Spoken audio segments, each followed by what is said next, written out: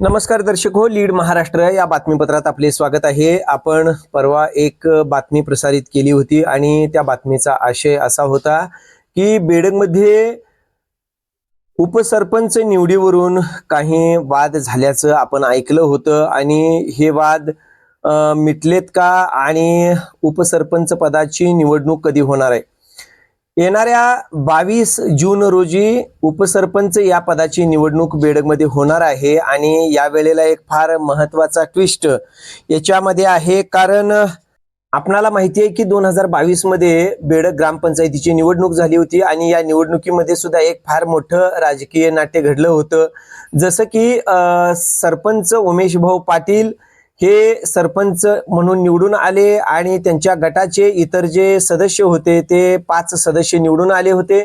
बाळासाहेब ओमासे यांच्या गटाचे 3 सदस्य असे मिळून 5 आणि 3 8 सदस्य झाले होते आणि सरपंचांना 2 मताचा अधिकार होता असं त्यावेळेला न्यायालयानं सुद्धा सांगितलं होतं। त्यामुळं बेडगमध्ये सरपंच उमेश भाऊ पाटील आणि बाळासाहेब ओमासे यांच्या गटाची सत्ता स्थापन झाली होती।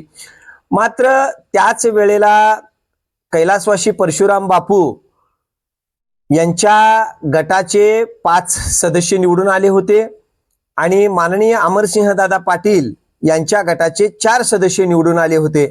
तसं पाहायला गेलं तर सदस्य संख्या ही परशुराम बापू आणि अमरसिंह दादा यांच्या गटाची सदस्य संख्या जास्त होती, ती संख्या होती 9। मात्र सरपंचांना 2 मताचा अधिकार असल्यामुळं सरपंचांच्या गटाचे होते 8, त्यामुळं 2 मताच्या अधिकारानं उपसरपंच पद हे बाळासाहेब ओमासे यांच्या गटातील माननीय संभाजी नागरगोजे यांच्याकडे हे पद गेलेलं होतं आणि फार मोठं एक राजकीय घडामोड त्यावेळेला घडली होती, कारण न्यायालयाचा निकाल तसा होता की समसमान झालं तर सरपंचांना 2 मताचा अधिकार आहे असं झालेलं होतं।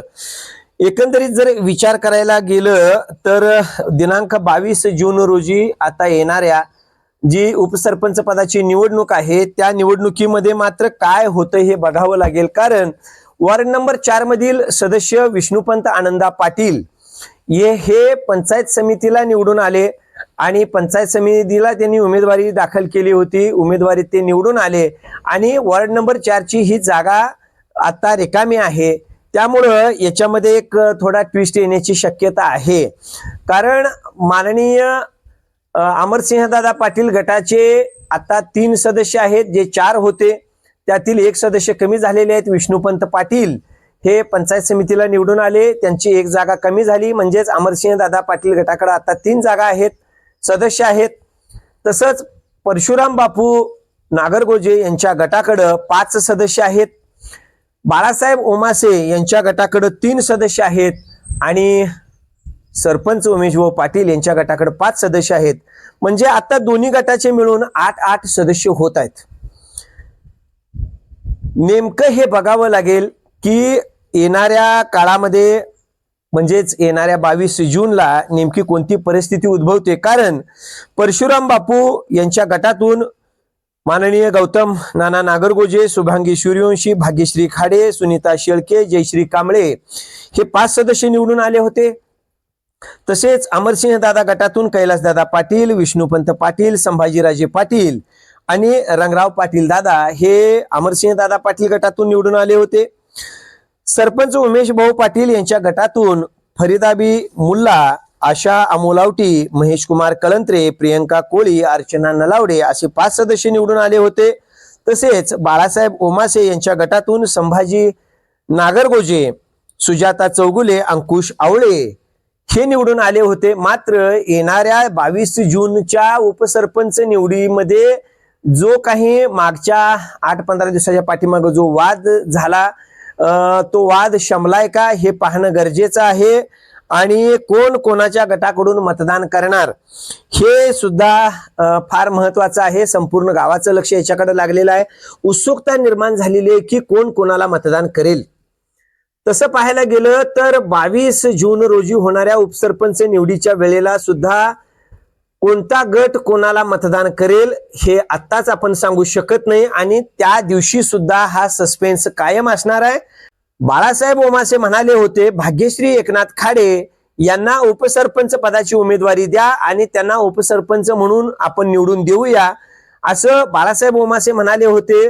मात्र असं समजते की उमेश भाऊ पाटील जे लोकनियुक्त सरपंच आहेत त्यांच्या गटाकडून अर्चना शशिकांत नलवडे यांची उपसरपंच पदासाठी उमेदवारी किंवा अर्ज दाखल करण्यात येणार आहे असंही समजतंय। त्यामुळे एक फार मोठी गंमत निर्माण झालेली आहे। तसं पाहायला गेलं तर परशुराम बापू आणि अमरसिंह दादा यांचा गट आपली उमेदवारी देईल असं आता वाटत नाही, कारण त्यांनी आजपर्यंत असा काही प्रयोग केलाय असं झालेलं नाही। मागच्या उपसरपंच निवडीच्या वेळेला कळंत्रेंच्या वेळेला असं एक चाललं होतं की बाबा सत्ता बदल करूया किंवा काय, मात्र त्यावेळेला सुद्धा काही राजकीय घडामोडी घडल्या, एकमेकांची मतं नीट जाणून घेण्यात आली नव्हती, त्यामुळं काही विचारामध्ये फारकत झाली होती। त्यामुळं आता हे सांगता येत नाही की हा सदस्य या गटाला मतदान करेल। त्यामुळं येणाऱ्या 22 तारखेला उपसरपंच पदाची जी बेडगमध्ये निवडणूक आहे ती निवडणूक ही अतिशय नाट्यमय पद्धतीने होईल हे निश्चित आहे। कारण आता तसं पाहायला जर गेलं तर बाळासाहेब ओमासे आणि सरपंच उमेश भाऊ पाटील यांच्या गटामध्ये काही कटुता आहे का आणि ती कटुता दूर झाली आहे का?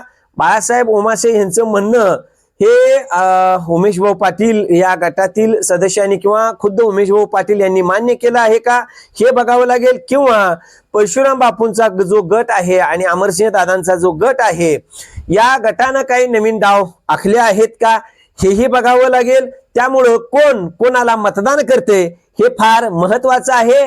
त्यामुळं येणाऱ्या 22 जून रोजी बेडगमध्ये उपसरपंच पदाच्या निवडीसाठी फार मोठी नाट्यमय घडामोड घडणार आहे हे मात्र निश्चित आहे।